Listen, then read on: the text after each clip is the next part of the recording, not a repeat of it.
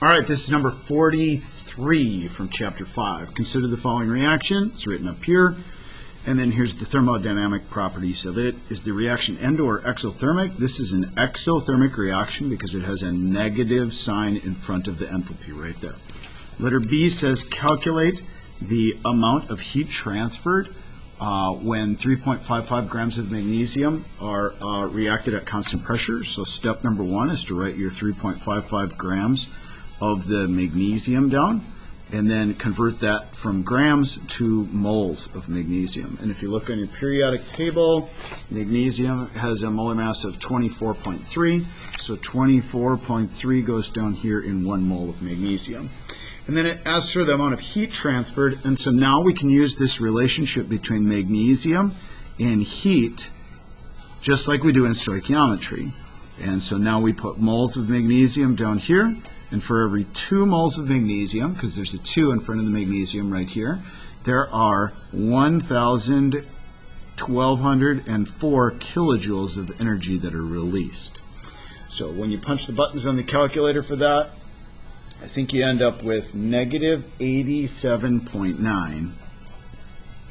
That's the kilojoules that are released when you react 3.55 grams of that substance. All right, letter C. How many grams of MgO are produced during an enthalpy change of negative 234 kilojoules?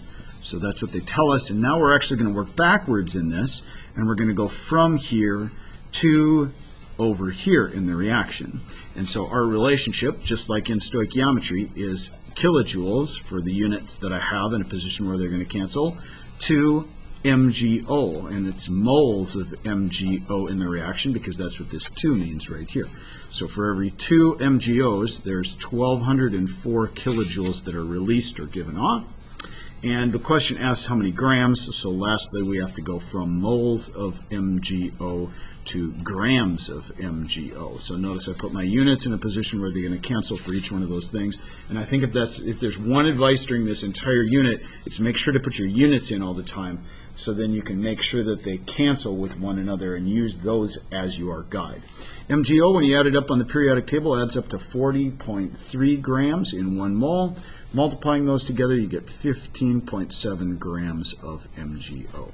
And then lastly, letter D, it says how many kilojoules of heat are absorbed when 40.3 grams of MgO are decomposed into MgNO2 at constant pressure. So now it's asking for energy, kilojoules. So we start with this many grams. Step number 1, when in doubt, convert to moles. So put grams here and moles of MgO up here. And there happen to be 40.3 grams in 1 mole when you add up MgO on the periodic table. So the grams will cancel with the grams. And then it asks for energy. And so our energy relationship comes from the balanced equation between MgO and the delta H right here. And so for every 2 moles of MgO, right here, 2 moles of MgO, there are 1,204 kilojoules of energy released, because there's 1,204 kilojoules right there. Dividing, multiplying, and then dividing again by 2, you get negative 1,204 kilojoules. But now the trick to the question, it says that this is decomposed into Mg and MgO. So the trick is that it's technically not this reaction.